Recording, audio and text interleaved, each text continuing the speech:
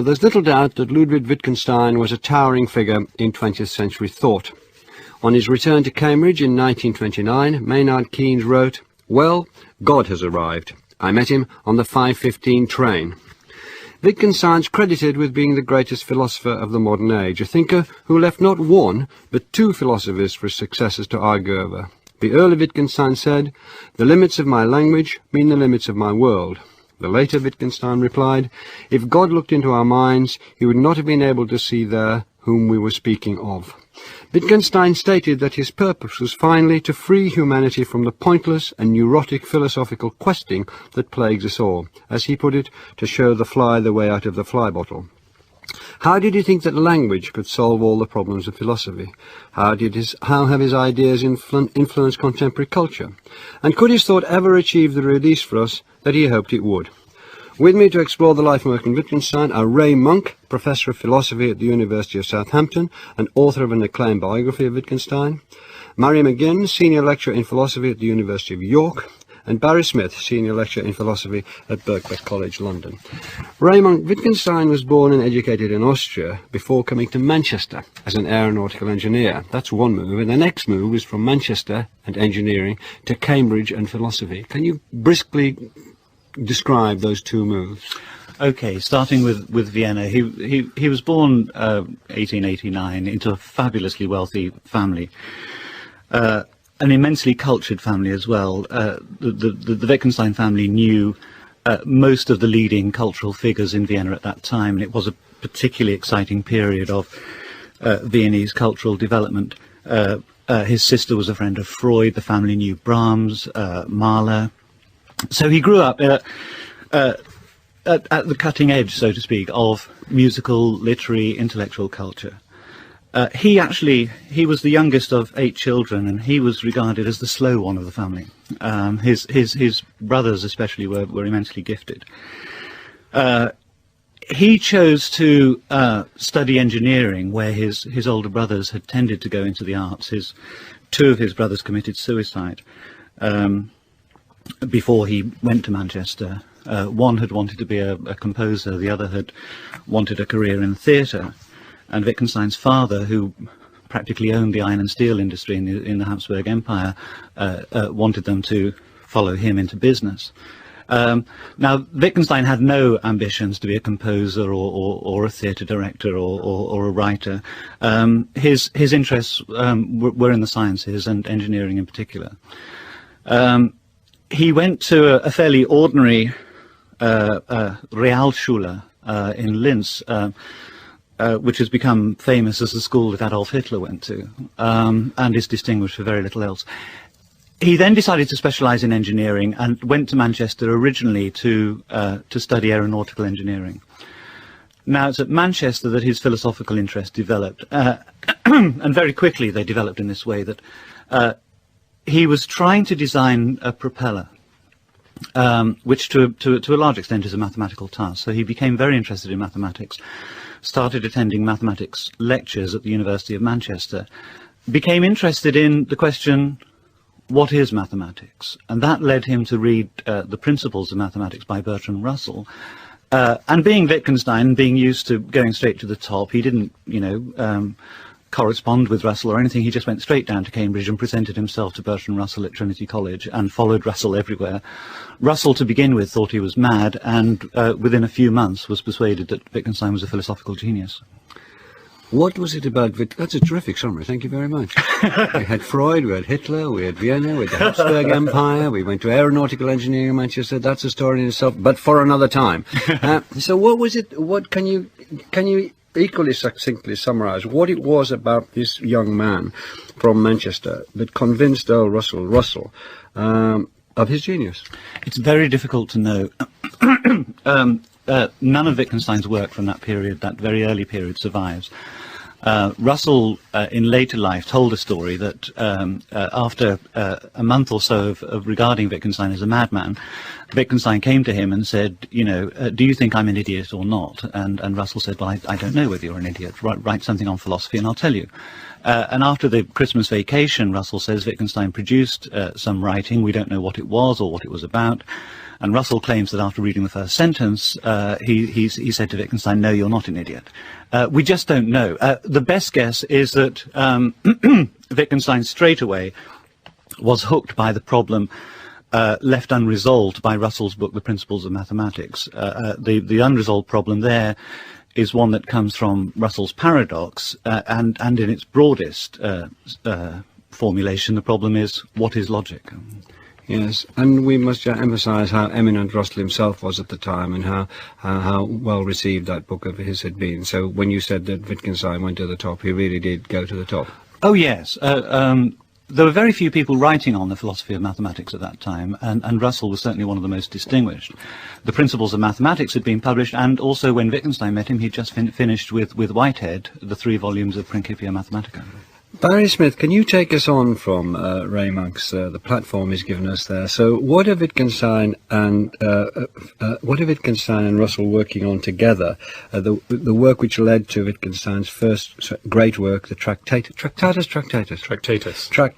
Logico-Philosophy, published in 1921. They're working on the mathematics and logic. Can you bring those two together and just? Yes. Russell was very concerned with the nature of mathematics. He was himself a very distinguished mathematical scholar. If you begin to think what is mathematics about, you're puzzled by 2 things as a philosopher. One is that it's very certain. Propositions of mathematics are things we know with absolute surety. At the same time, we don't really know what mathematics is about.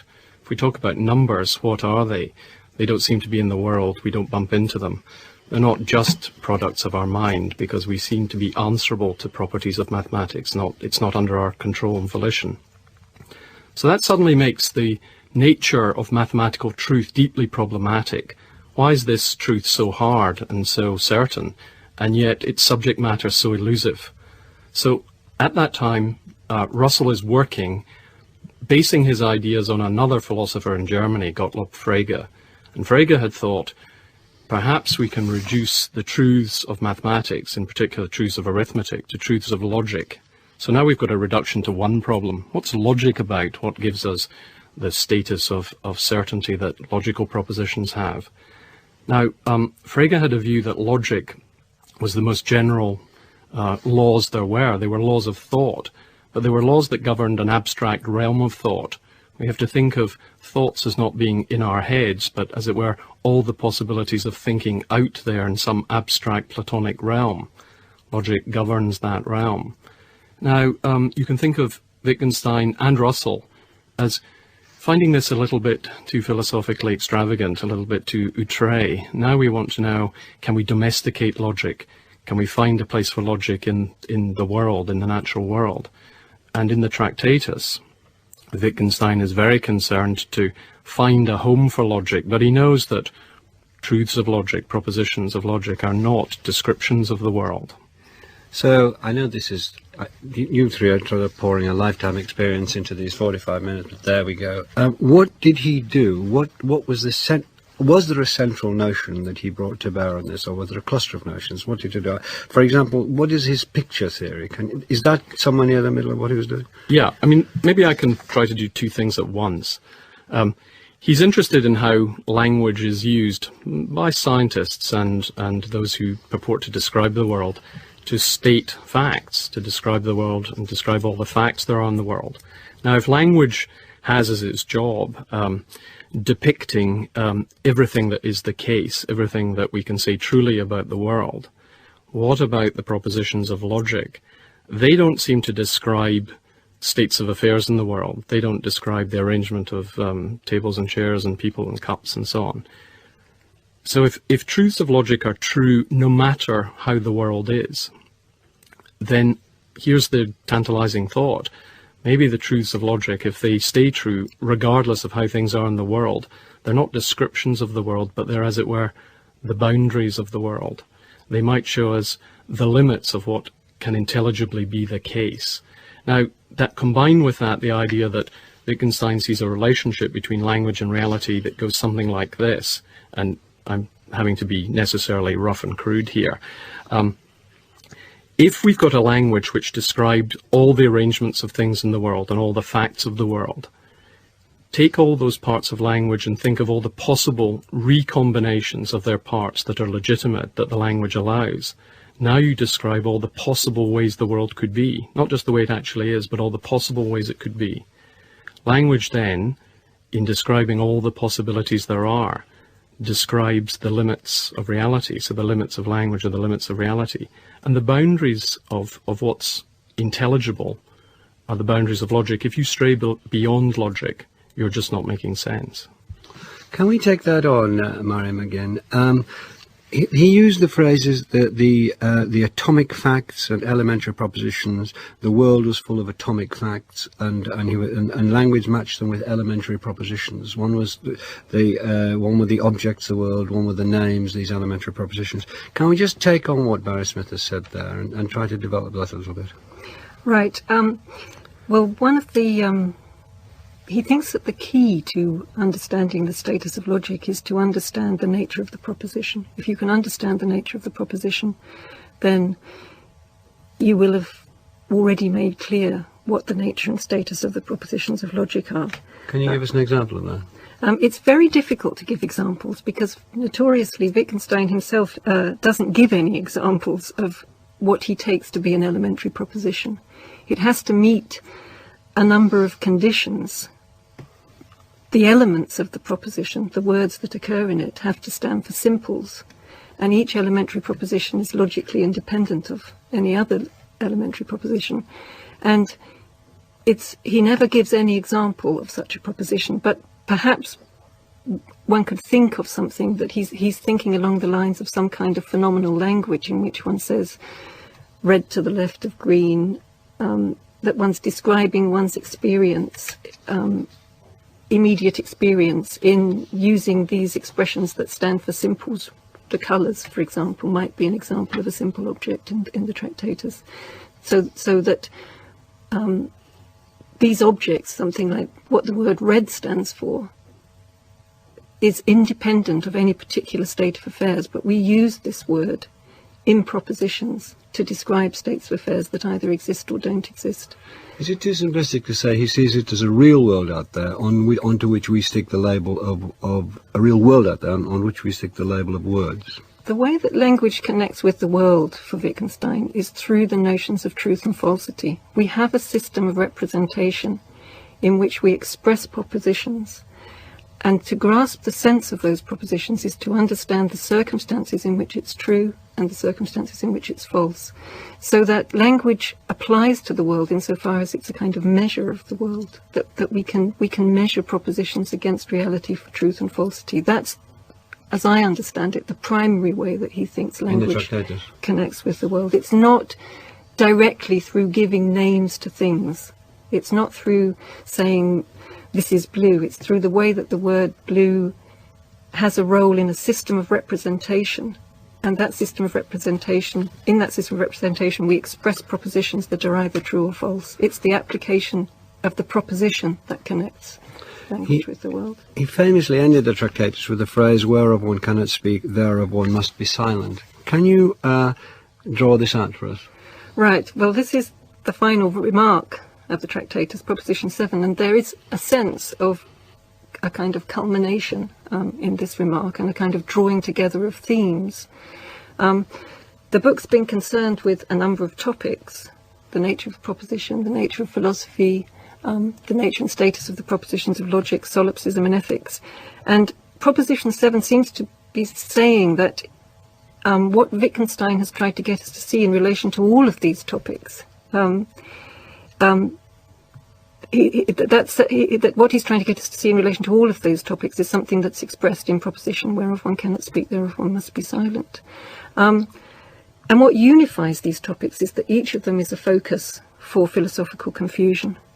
And the sense of 7, whereof we cannot speak, thereof we must be silent, is that these confusions all have their origin in our desire to speak of something, to represent in a proposition something that can't be spoken or represented in a proposition. Now, I think this is not to be understood as him committing himself to the idea of ineffable truths, to the idea that there are deep truths about the world that have to be grasped wordlessly. It's rather that there's a danger in taking something that has nothing to do with anything as being true or false and treating it as if it can be represented as a truth. Now, the idea is clearer in connection with some of the topics than others, and perhaps it's clearest in connection with language, going back to the thought that you can express a proposition only insofar as it belongs to a system of representation that stands in a projective relation to the world. I think we've left a lot of people behind. I might be completely wrong, but I think we have to break it down a bit more if we're going to get there. I honestly do. I probably get slammed on the website, but I think we've got to break that down a bit more. Okay. We've got propositions and representations, and I think we can address it a little bit more directly in this. Ray, would you have a crack? That whereof one cannot speak, thereof one Yeah. must be silent. My view is slightly different to Maria's, actually, because it seems to me that Wittgenstein does believe that there are truths that are ineffable. I think Wittgenstein felt this, that there are ethical truths, there are religious truths, there are truths about the meaning of life, and that all of these truths are at one and the same time enormously important and unsayable. Now, he'd already distinguished between saying and showing in discussing logic. His view was, broadly speaking, this, that what Russell had tried to say about logic can't be said. And when Russell got into problems, theorized, do you remember his original question was, what is logic? Russell had a go at answering that question, but had got himself enmeshed in problems, paradoxes, contradictions. Wittgenstein's diagnosis of that was that the reason he was getting himself into such a series of messes was that he'd misunderstood the limits of language. He thought he could say something which has to be shown. Now, thinking of the picture theory, if you imagine a person and then a picture of the person, the picture has to have something in common with the person in order to be a picture. There has to be some similarity, something in common between the picture and the person. Now, Wittgenstein's claim was that you can't picture what a picture has to have in common. So a proposition can picture a fact, but a proposition can't picture the pictorial relationship. That has to be shown, right? It's a bit like seeing a similarity. If you see a similarity between a mother and a daughter, you see the mother, you see the daughter. The similarity isn't a third thing that you see, right? When you see a similarity between a mother and a daughter. Well, you know, that's a rough analogy to what's going on here. You've got the proposition, you've got the picture, but you cannot have another proposition that's picturing the picturing relationship. So that has to be shown rather than said. Now, the awkward thing is that includes everything that Wittgenstein himself has said in the Tractatus. So, on the traditional interpretation, which is also my interpretation, Wittgenstein in the Tractatus is trying to get across something that he himself regards as impossible to say. And then he ends, you know, towards the end of the Tractatus, he says that the reader who understands him sees that Wittgenstein's own propositions in the Tractatus themselves are senseless. However, the very awkward thing is that in the preface, he talks about the truth of the thoughts contained in this book. And so I think he does think that there are truths that have to be shown, and I think there is a connection here with the various mystical traditions. You know, after all, the thought that the deepest truths are those which are unsayable is not new to Wittgenstein. It's part of Taoism, it's part of Buddhism, it's part of a whole series of mystical traditions. Is there any way, Barry Smith, in which we can get some examples of these propositions, sentences, just to sort of throw a bit of common day light on this? Sure. Before we move on from the Tractatus, can we just do a summary of what he arrived at there and what was radical about it? But is there any way we can get a couple of concrete examples here? I'll build up to that. Let me try and do it. I mean, look, here's the thing that Ray's talking about that's paradoxical. The idea is that you're trying to draw the limits to language, the limits to what's intelligible in thought and language, trouble with drawing a limit is that you seem to have to stand on both sides of the line.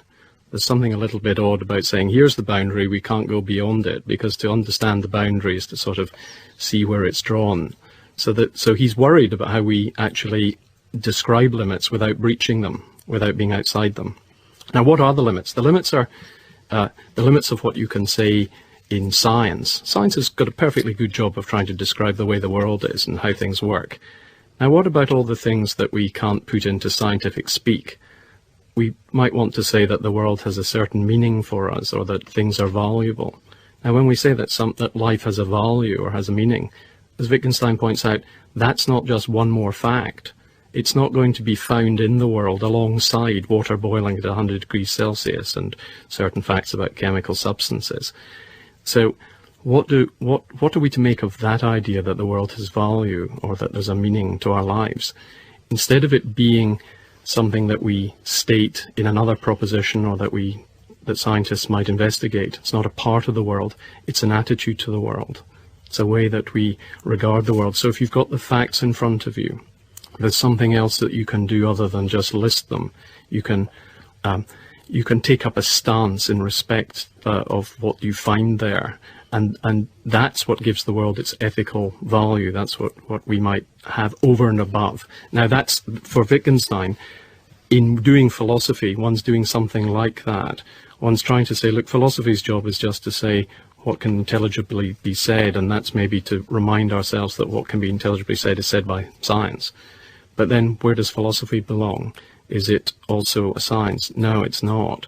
So it's got to be not another body of doctrine, it's got to be an activity, a way of describing the relationship between language and the world. But if you're describing the relationship between language and the world, you seem to be slightly outside language. That's paradoxical for him. So at the end, he says, my book's deeply dishonest. If you've understood what I'm saying, that only certain propositions are meaningful, what are we to make of philosophical propositions? They look as though they're not meaningful, and now he's breached his own limits. Murray? Yes, to go back to the question that Ray Monk said first interested Wittgenstein in writing the Tractatus, what is logic? That both Russell and Frege had treated logic as if it was a kind of science itself, that it expressed the most general truths about the world. Wittgenstein thinks there are deep problems with that. And actually it's coming to see that logic has to do with the rules by which we can represent anything at all. Its status as the rules of representation, and that it's for that, so it's going away from Ray's thought that it's because they're ineffable truths. It's because the status of logic is actually something to do with the rules by which we can say anything, the condition of our expressing a proposition, that those rules can't themselves be expressed as propositions.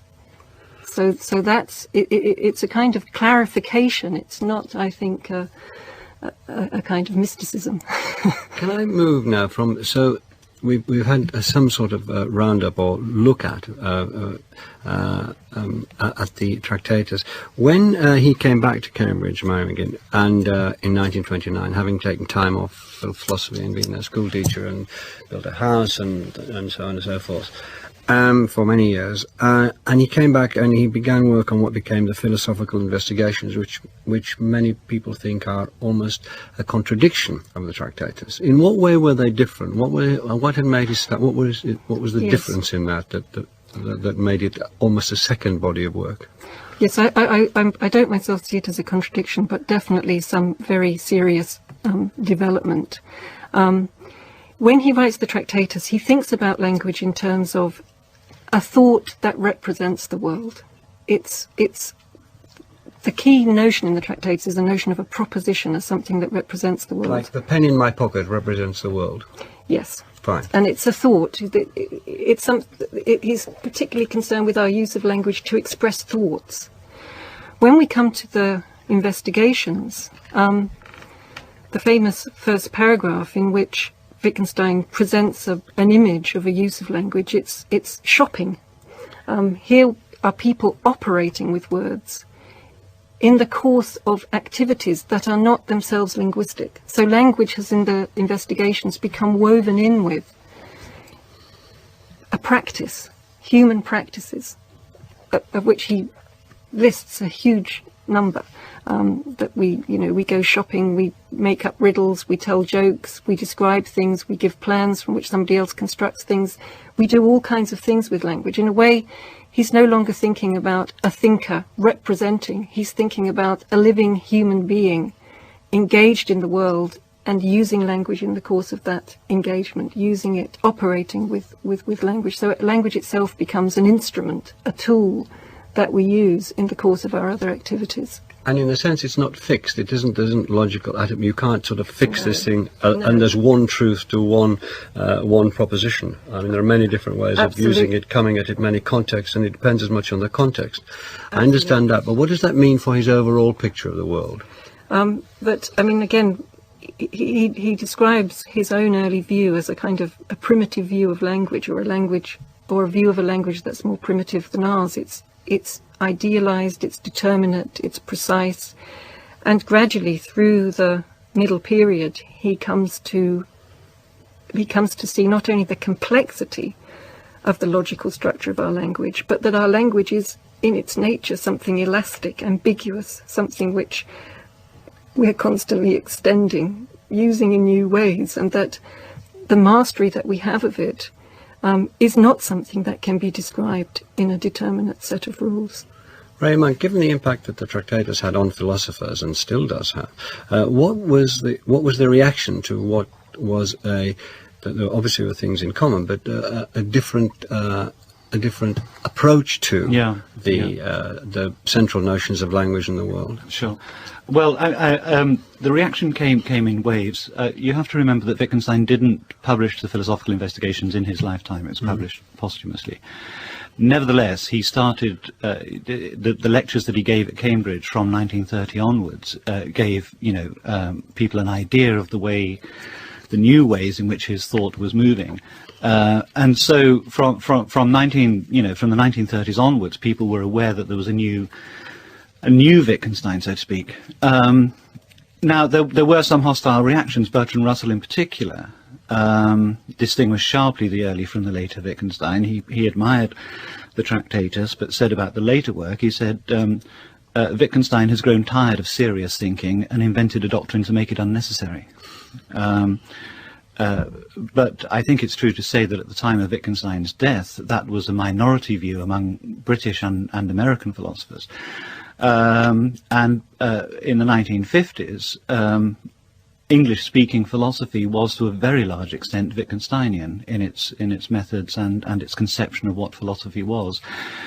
I think since then there's been, a twist in the mainstream of analytic philosophy, that it's become more Russellian and less Wittgensteinian, in that it's a central view of the later Wittgenstein that there can be no such thing as a philosophical theory. And I think most analytic philosophers nowadays regard themselves as engaged in precisely the kind of philosophical theory, the possibility of which Wittgenstein denied. Barry Smith, do you think it would be helpful if you could say he thought of language this way in the Tractatus and this way in the Philosophical Investigations? Do you think we might get a bit of like doing it like that? Can you have a go at that? Yeah. I mean, I think in the Tractatus we've got the idea of meaning as belonging to a system, formal system.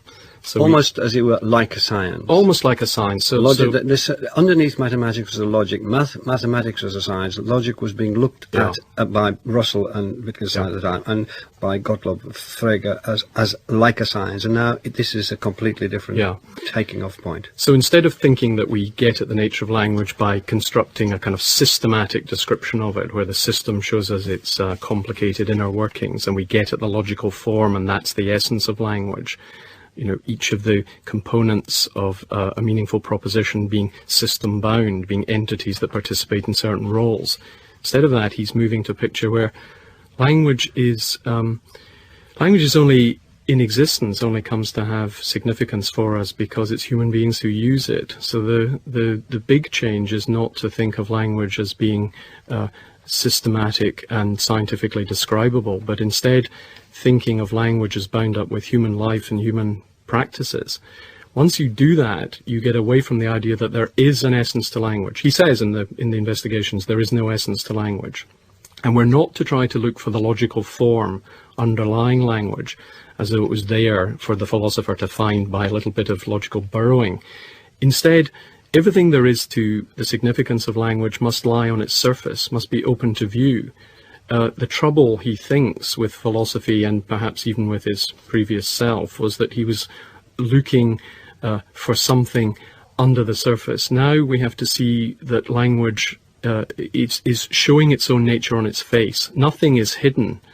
The danger is that we don't see what's before us, that we misperceive it or misrepresent it. So here's the idea. In the Tractatus, you get this rather precise, rather formal system. Frege and Russell wanted very formal descriptions of language when it was working well, it's working properly. Other bits of language were sort of imperfect and messy. By the time he gets to the investigation, Wittgenstein's saying, there's nothing wrong with language. In fact, in all its richness and messiness, it's working just fine. We, the users of it, don't have trouble with it. Now, here's the other quick change, is that you might have thought that the essence of meaning was a connection between bits of language and bits of the world. Crudely, you might think words stand for objects. By the time you get to the investigations, he says, what gives these mere dead signs, these symbols that we write on paper, what gives them life? The only thing that gives them life is the use we make of them. It's not that they stand for objects. Meaning is use. Meaning is use is the new idea. That's the big idea. Now, you viewed the word, Mary used the word essence a lot, Mary, Yes. and the idea of there being something essential in language, something Yes. behind language, something being essential in ideas is a Socratic one, that there is one truth, and if you ask enough questions, the examples are not important, you get to the one truth. Now, as I understand it, Wittgenstein is saying, well, the examples are what we have. Yes. And essentialism, which is something that people have sought after in religion and science and philosophy for a very long time, essentialism is something that is impossible to pursue with any profit. Is that right? Well, I think one has to be careful here, because he does speak of himself in the investigations as still interested in the essence of language, the way that it functions. But he thinks that, unlike in the Tractatus, where he thought there was a common essence to all representation, which was logic, he now thinks that the way that you get a clear view of this essence is actually by looking at all the different language games, which don't share anything. So there isn't any, I mean, that we engage in all these linguistic practices. They don't themselves have anything in common. What we're interested in is their distinctions, their differences. We're actually now interested in getting an overview of the great city of language with all its different suburbs and downtown areas and so on. So that we're not interested in a generalization, we're interested in an overview, we're interested in getting a clear view of the whole through looking at this bit and then this bit, seeing the relationships between them, seeing the differences between them, seeing how this bit connects with that bit and so on, so that we do get a view of language, but that view is not something that you can express in a thesis, in a generalization, in saying what all language is. Can I ask, Ray, the Descartes, who's perhaps in some ways the father of modern West philosophy, had, I think, therefore I am, and the idea that we think first and then we find language to cloak, describe our thoughts. Was Wittgenstein turning that on its head in a way? Yes. So how is he doing that? Okay. Through what's become known as the private language argument, the essence of which is that philosophy since Descartes has got it wrong about the relative priority of the private and the public. I mean, as you say, Descartes' image is this, that I know that I'm thinking. There's a philosophical problem about your mind. How do I know that you're conscious? How do I know that you're thinking?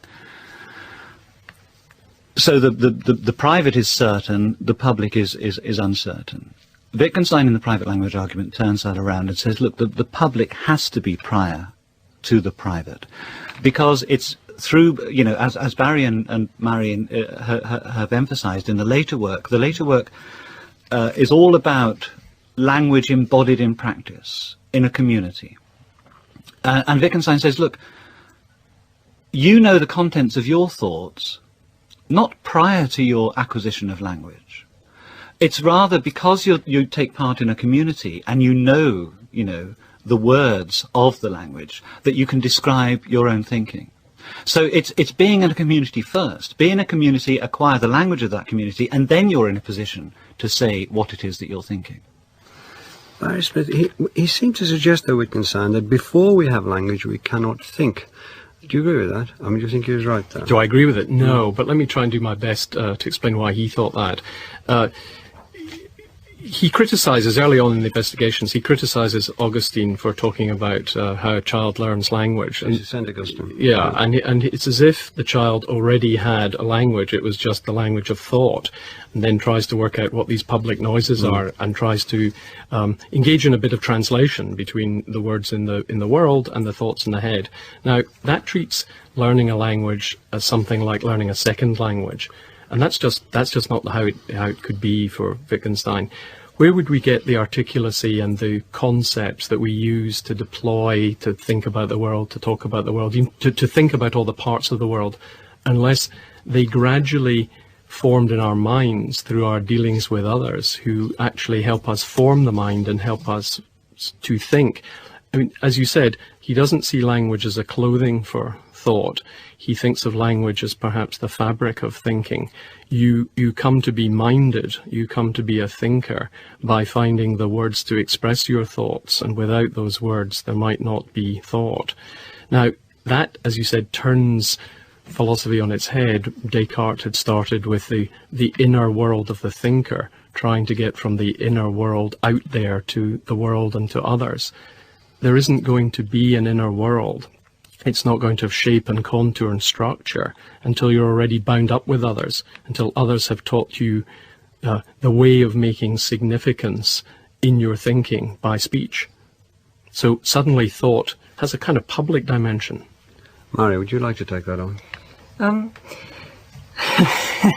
I agree with what Barry said. I mean, I think that it isn't that he wants to deny that animals and infants and so on are subjects in the sense that they feel pain.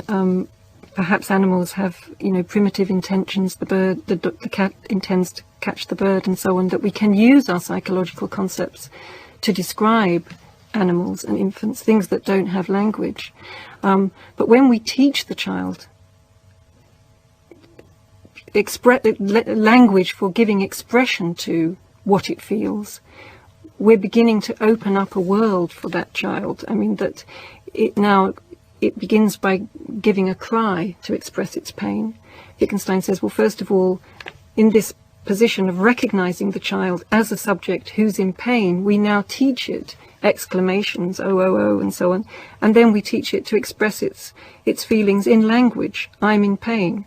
And once it's learnt I'm in pain, it's now in a position to learn he's in pain and you're in pain and he's pretending to be in pain. That the kind of the psychological possibilities for this child begin to grow more complex, more intricate as it acquires psychological concepts. So that the psychological concepts apply to things that don't have language, but they apply to them in a more primitive way, that there's a whole kind of complexity and intricacy that grows up with the acquisition of psychological concepts. Raymond, how did his ideas infiltrate into the more general culture? In what way can we see them? The later thought. Well, I think bit by bit. I think what one thing that's crucial here in the infiltration, so to speak, of Wittgenstein's ideas outside of philosophy. One thing that's crucially important there is the charismatic nature of Wittgenstein himself. I think people, particularly academics, are reluctant to admit this, but a lot of people are drawn to Wittgenstein's work because they're drawn to Wittgenstein himself. He was enormously interesting, intense, and, as I say, charismatic individual. And people were aware that his work isn't just a series of reflections about the nature of logic and language, that he was driven by cultural concerns. He strongly disliked the way our culture was going in its worship of science, as he put it. And I think that rings a a strong chord resonates with thoughts that a lot of people have had outside of academic philosophy, and so people in other disciplines, psychology, anthropology, theology, and so on, look to Wittgenstein, I think, to somebody who can give voice to a dissatisfaction with the intellectual culture of the 20th century and its overestimation of the value of science and the power of science. Barry, what would your view be on this? Well, I think there's probably something more than that. I mean, what he's doing is he's talking about the nature of philosophy. So, you know, narcissistically, philosophers are going to be kind of interested in that. I also think that you can't talk about the nature of philosophy in itself. You have to be doing it and reflecting on it at the same time. It's very boring if we just talk about what philosophy is, but if you're concerned with philosophical problems, what's the nature of the mind? What's the nature of language? How do they connect with each other? How do they get you access to the world? And at the same time, you're wondering what you're doing when you're engaged in this activity and what you could find out. That's getting at the heart of philosophy. I also think that Wittgenstein shows you how to do philosophy. If you get people to read him and you get them engaged with his thinking, they're already doing it. It's very hard to say on programs like this what philosophy is, but you know, by doing it, you find out what it is, even if you're no better able to say what it is. Ray talked about his charisma, Murray, and one of the things that is wonderful about him is this gift of the memorable phrase, like he wanted to show the fly the way out of the fly bottle. What did he mean by that? Briefly, I'm afraid. Right. Yes, well, philosophical problems. He thinks that the kind of traditional problems of philosophy, skepticism about the external world, skepticism about other minds, mind-body problem, that these have their roots in a misunderstanding of how our concepts function. So that he wants to do a certain amount of diagnosis in showing how you've misunderstood those concepts, showing you how they actually function, and coming to see clearly how this bit of our language works is the way of showing the fly out of the bottle. Well, thank you all very much. It's convinced me, this programme, that we need to do several programmes on Wittgenstein, but thank you very much for making it as clear as you have done.